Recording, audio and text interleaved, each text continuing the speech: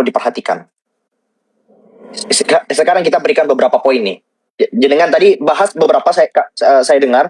Kita sekarang jadikan beberapa poin. Apa saja yang perlu diperhatikan. Nanti saya kasih kesimpulan dari pernyataan jenengan. Satu. Kalau undang orang, cari tahu kemana ngajinya. Atau sangat ya. Nyantrinya di mana? Belajarnya di mana, ya? Nyantrinya di mana? Satu. Yang kedua, cocokkan ucapan, tingkah lakunya dengan guru yang dia katakan. Ucapan dan tingkah lakunya dengan gurunya. Ya, artinya begini. Banyak orang yang mengaku saya alumni pondok ini, saya pernah ngaji ke kiai ini, tapi perilakunya nggak sama. Mohon maaf, putus sanad kamu. Nah, hari ini kan banyak juga loh. Ya mohon maaf, maksudnya kita jangan, oh itu pernah dari sana loh, nggak peduli. Jadi jangan cuma ngajinya kemana, jangan cuma mondoknya di mana, jangan hanya itu. Lihat ucapannya, perilakunya dengan pondok atau guru yang dia katakan.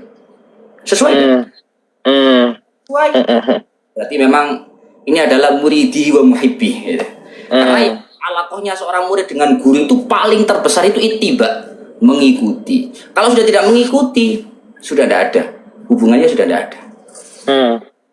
Itu baik. Yang kedua.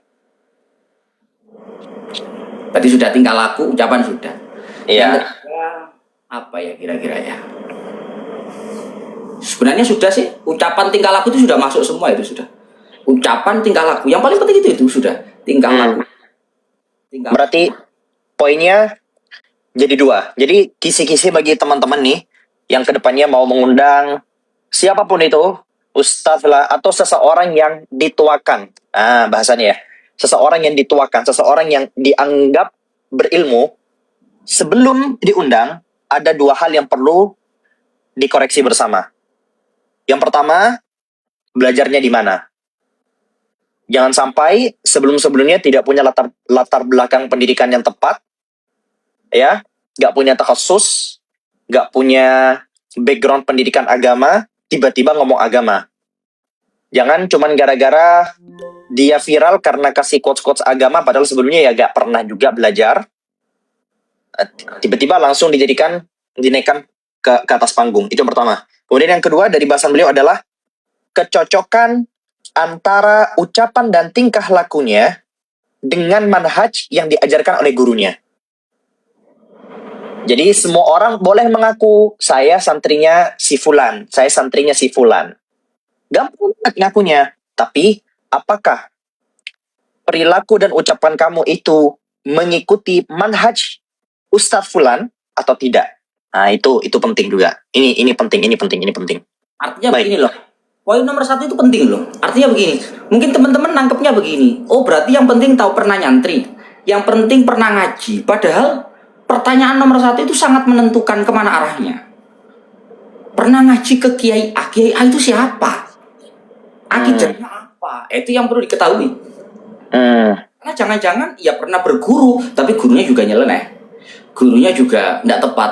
Nah itu poin yang penting juga.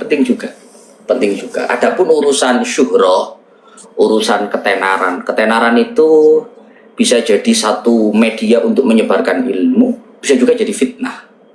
Dan jadi syuhroh itu bisa jadi jalan kebaikan atau jalan keburukan. Betul. Orang itu apakah nggak butuh tenar? Butuh. Ucapan kita nggak akan sampai kalau kita nggak tenar. Tapi ketenaran juga bisa jadi fitnah untuk kita yang tidak bisa mengendalikan ketenaran itu untuk hal-hal yang baik. Makanya berarti nggak boleh ngundang yang viral-viral, Gus. Boleh, silahkan, boleh. Tapi pertanyakan dua hal tadi itu. Gurunya siapa? Pernah ngaji ke siapa? Mondok ke siapa? Ngaji ke siapa? Lihat gurunya. Apakah kualitas keilmuannya, akidahnya Ahlussunnah wal Jamaah, keilmuannya luar biasa. Setelah itu lihat tingkah lakunya, ucapannya sesuai mboten kali guru. Kalau sesuai berarti ini betul-betul muridnya. Kalau tidak ya tidak. Karena Yang ngaku-ngaku itu banyak loh hari ini. Kulo santri ini Kiai A. Kita cross check ke kiainya. Yai jenengan punya murid namanya ini Yai. Yainya diem. Diem itu mungkin muridnya, tapi perilakunya tidak sama. Loh, yang begitu banyak.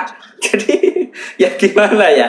Kadang kiainya itu mau bilang enggak itu ya santrinya, tapi mau bilangnya kok enggak sesuai gitu loh. Ya akhirnya kiainya diem, diem gitu aja. Maka dari itu penting, penting, penting sekali. Ya Allah, ya Sa- saya teringat dengan ini kalamnya Imam Suyuti, al-alimu 'indal awam huwa man sa'idal mimbar. Itu dah beliau. Orang alim itu zaman beliau ya, zaman beliau. Apalagi zaman. Nah, kalau orang alim di mata orang awam itu adalah setiap orang yang naik panggung. Sedangkan hari ini al-alimu 'indal awam huwa man huwa masyhurun fi TikTok. Iya. Orang alim menurut orang awam adalah mereka-mereka yang terkenal di TikTok. Jadi kalau misalnya nggak terkenal di TikTok, maka tidak dianggap alim. Dan ini adalah sebuah pegangan yang harus betul-betul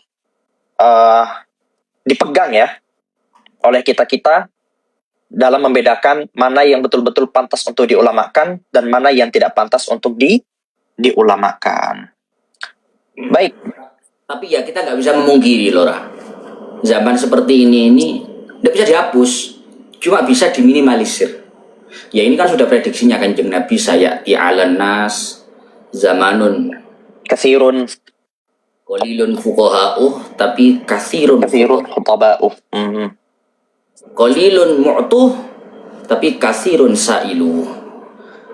Akan datang satu masa, ya masa kita ini, masa zaman era di mana di sana qalilun fuqaha'u, yang betul-betul faqih, betul-betul alim. Qalil itu sedikit mubalaghah, sangat sedikit.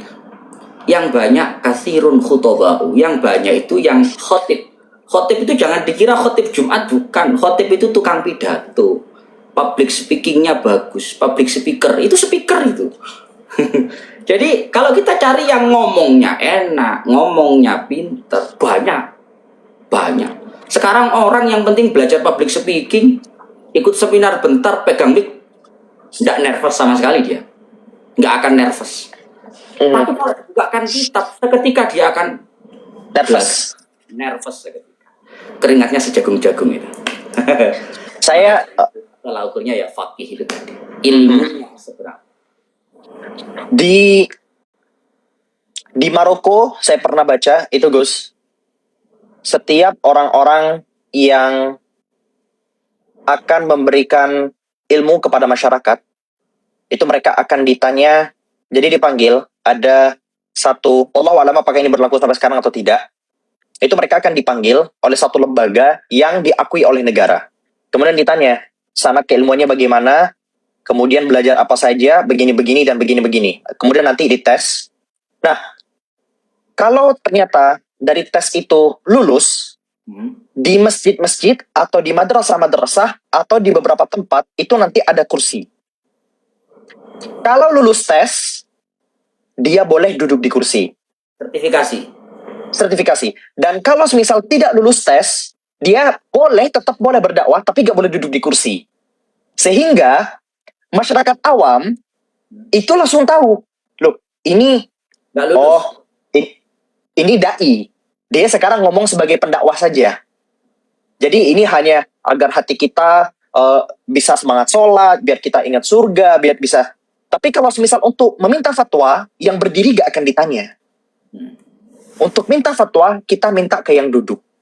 Atau gak usah jauh-jauh Gus, di Malaysia ini Gus, ya, untuk bisa memberikan ceramah agama itu ada tauliyah Gus.